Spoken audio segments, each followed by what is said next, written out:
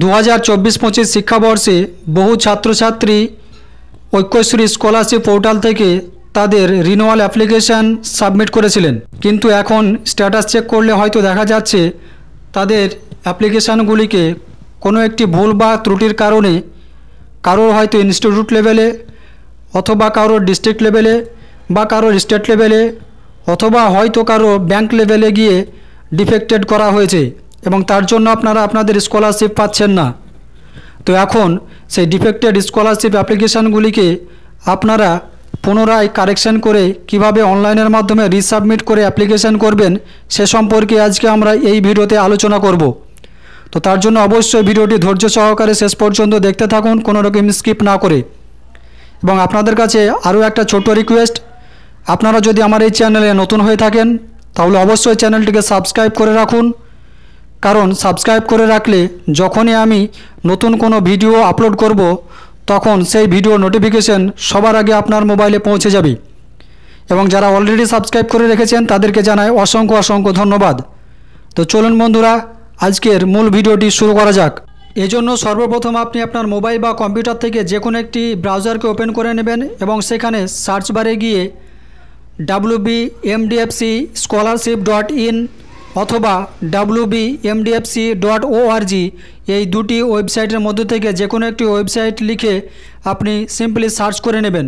তাহলে আপনার সামনে এরকম একটা ইন্টারফেস চলে আসবে, অর্থাৎ West Bengal minorities development and finance কর্পোরেশনের যে অফিসিয়াল ওয়েবসাইট রয়েছে সেই অফিসিয়াল ওয়েবসাইটের হোম পেজে আপনি পৌঁছে যাবেন। অবশ্য ডেসক্রিপশানে আমি এই পেজের লিঙ্ক দিয়ে রাখবো, সেখানে সেই লিঙ্কের ওপর ক্লিক করে আপনি ডাইরেক্ট এই পেজে পৌঁছে যেতে পারবেন। ক্ষেত্রে একটা কথা বলে রাখি যে এই অ্যাপ্লিকেশানটি আপনাকে অবশ্যই 30 জুন 2025 তারিখের মধ্যে সাবমিট করতে হবে, অর্থাৎ লাস্ট ডেট হচ্ছে 30 জুন 2025 তারিখ। এই হোম পেজে আসার পর স্টুডেন্ট প্যানেল বলে একটি বাটন রয়েছে, সেই বাটনটির ওপর সিম্পলি ক্লিক করে এগিয়ে যাবেন। তাহলে আপনার সামনে পরবর্তী পেজ ওপেন হবে।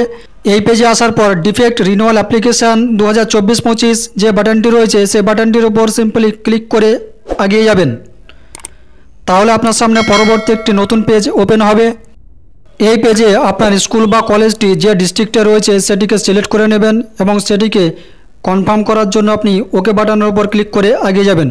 তাহলে আপনি লগইন পেজে পৌঁছে যাবেন। এই লগইন পেজে আসার পর প্রথমেই আপনি ইউজার আইডি অর্থাৎ এসএসপি আইডি বা অ্যাপ্লিকেশান আইডিটিকে প্রথমে বসিয়ে দেবেন এবং তারপর ডেট অফ বার্থ এবং ক্যাপচা ফিল আপ করে নেওয়ার পর লগইন বাটনের উপর ক্লিক করে এগিয়ে যাবেন।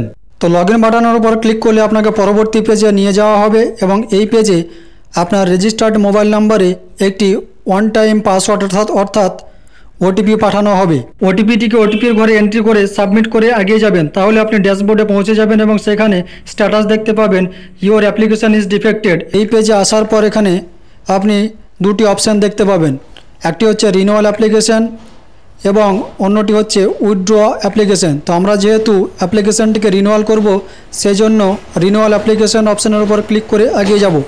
তাহলে আপনাকে পরবর্তী পেজে নিয়ে যাওয়া হবে। এই পেজে আসার পর আপনি এখানে সমস্ত বেসিক ইনফরমেশানগুলিকে দেখতে পাবেন যেগুলি আপনি আগের বছর ফিল আপ করেছিলেন। সমস্ত কিছু মিলিয়ে দেখে নেওয়ার পর সাবমিট অ্যাড নেক্সট বলে যে বাটনটি রয়েছে সেটি ক্লিক করে এগিয়ে যাবেন। তাহলে আপনার সামনে একাডেমিক ইনফরমেশান ওপেন হবে যেগুলি পূর্বে ফিল আপ হয়ে থাকবে।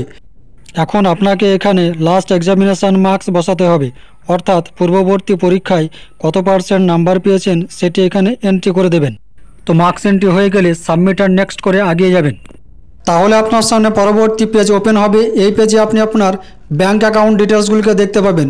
তো সমস্ত কিছু আপনি ভালোভাবে মিলিয়ে দেখে নেবেন সমস্ত কিছু ঠিকঠাক রয়েছে কি না। তো সমস্ত কিছু যদি ঠিকঠাক থাকে আপনি এই পেজটিকে ক্লোজ করে দেবেন।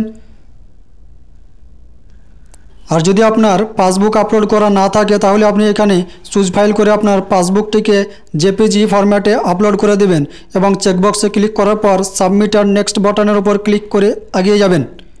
পরবর্তী পেজে আপনাকে কনফার্ম করার জন্য বলবে, সেটিকে আপনি ওকে করে এগিয়ে যাবেন। তাহলে আপনার সামনে ডকুমেন্ট আপলোড করার পেজ ওপেন হবে। এই পেজে অ্যাপ্লিক্যান্টের প্রিভিয়াস ইয়ার মার্কশিটগুলিকে সঠিকভাবে স্ক্যান করে আপলোড করতে হবে।